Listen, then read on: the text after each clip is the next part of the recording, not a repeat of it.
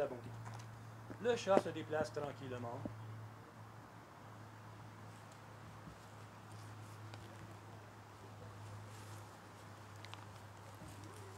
Le fait d'avoir des petits comités organisés, je peux vous référer à l'amiral Vaujour dont j'ai parlé. Il en vaut super la peine. Lui, dans son vidéo, dont j'avais donné le numéro, c'était Green Letter Club, Général Vaujour, V-A-U-G-O-U-R, raconte que c'est les organisations maritimes que lui supervise, c'est des bateaux militaires, mais aussi des bateaux civils qui les accompagnent à l'occasion parce que la France est organisée avec beaucoup d'îles qui leur appartiennent. Et s'il se passe quelque chose dans ces îles-là, ben eux autres, il faut qu'ils aillent s'y rendre le plus vite possible, aller apporter l'aide. Fait qu'ils ont l'habitude de travailler en équipe, puis vu que la France est quand même à ce moment-là proche d'autres îles où il peut y avoir des problèmes, ils vont être appelés par les îles en question qui sont indépendantes parce que ces îles-là n'ont pas les matériaux, n'ont pas les ressources pour se retourner de bord et faire face à des difficultés de la même façon que la France est capable de le faire. Alors lui, il détourne le bateau, il l'envoie directement à l'île en question. Puis toutes les îles à proximité des colonies françaises, des îles où la France est installée, ils ont des contacts avec tous les militaires de toutes ces îles-là, ils se connaissent, ils se parlent souvent. Fait que quand il y a un problème commun, comme par exemple, le chat, j'ai pas envie que t'ailles là. Quand il y a un problème commun, comme par exemple, on voit qu'il y a une flotte de pêche qui est illégale, les îles en question vont se donner l'autorisation une l'autre de fonctionner puis d'aller intercepter la flotte en question, l'amener à aller ailleurs.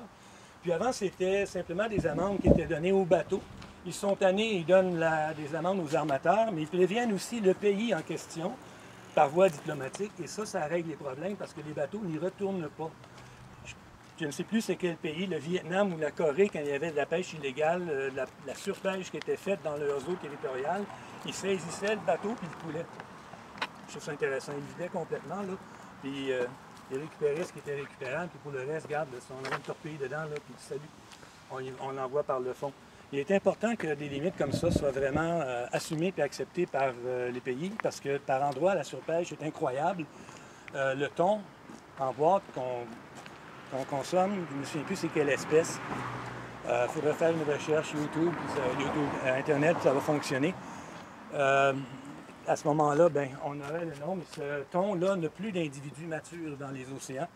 Tout ce qu'on pêche, ce sont des juvéniles, donc ils n'ont pas eu le temps de se reproduire. Donc toute la pêche, absolument toute la pêche, est une pêche vouée à l'extinction de l'espèce.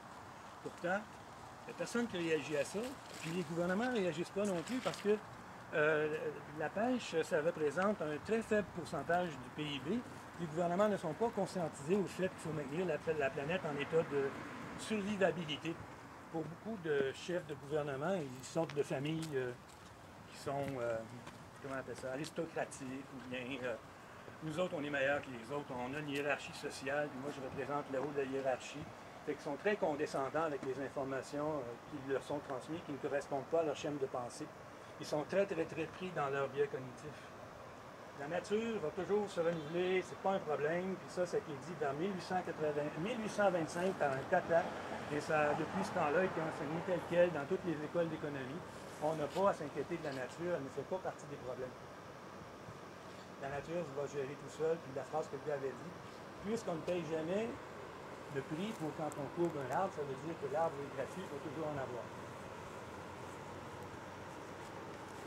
Il faut être imbécile pour penser le même, mais on est encore imbécile, la grande déploiement.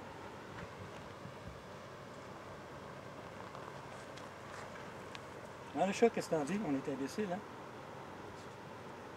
Trop de soleil pour le chat, il n'aime pas ça. Je le traverse? Ouais. Ok, je vais le traverser. Allez hop! C'est pas vrai? Ouais. Il veut être à terre, par exemple. Bonne journée.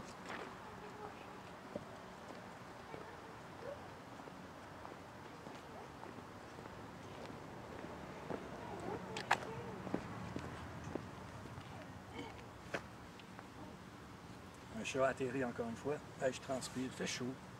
On est en fin septembre. L'automne commence demain. Demain, 5h20 du matin, ici.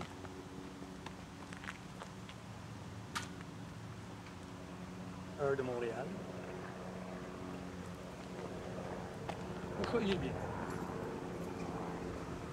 On va le suivre, hein? Bon, on reviendra. Je veux qu'il marche. Hein, le chat? Allez devant, explore. Ben oui, il explore puis il s'assoit. Je n'ai pas dit d'explorer ton derrière. Ça sert à rien, je connais déjà le chemin. Entre mon onglet et mon derrière. Une phrase philosophique très intense, très subtile de la part de ça. Qui se couche avec le cul qui pique, se lève avec le doigt qui pique.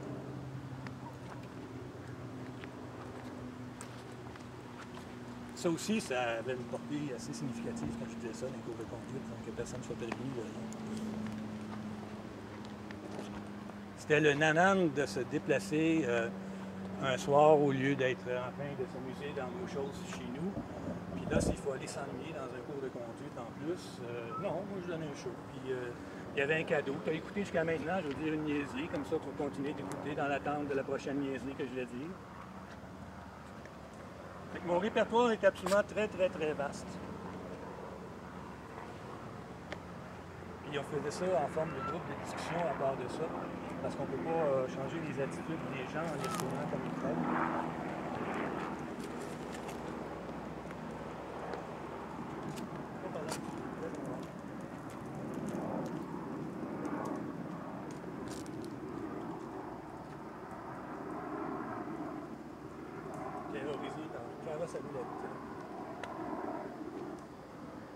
Une prochaine fois, je vais vous raconter l'histoire du caracasse à casse, comment on fait pour chasser le caracasse à casse. Aujourd'hui, plus vraiment le goût, plus vraiment le temps. Là. Moi, je désire rentrer chez moi, John P. de Bobo, ça veut dire j'ai mal partout.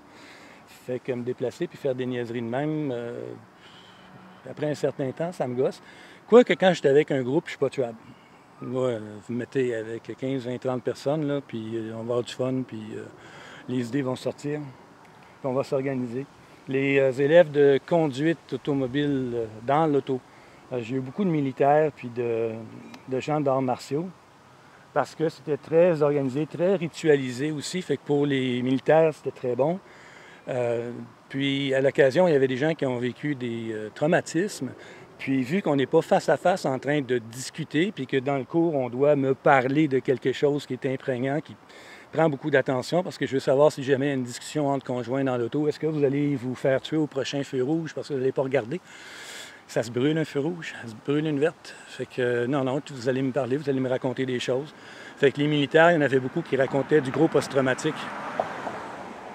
Et puisque je ne creusais jamais l'émotion ne revenait pas à la surface, ils réussissaient à rester dans leur rituel. De toute façon, s'ils quittaient le rituel de moindre façon, je les ramenais à l'ordre. Tu es en retard, ton miroir, tu ne l'as pas fait. Tu es en retard, tu mets le clignotant avant de toucher le frein, puis tu regardes le miroir avant de toucher le frein. Alors, la séquence exacte, c'est miroir. Est-ce qu'il y a quelqu'un ou non?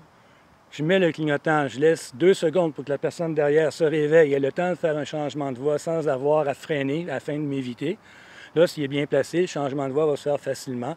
Alors, je vérifie en arrière ce qu'il y a besoin, que je lui laisse du temps encore. Si c'est correct, il est en train de se tasser, il va finir de se tasser, là, je peux commencer mon freinage. Mais autrement, on ne met pas le clignotant alors qu'on a déjà commencé à freiner parce que la personne derrière nous est coincée.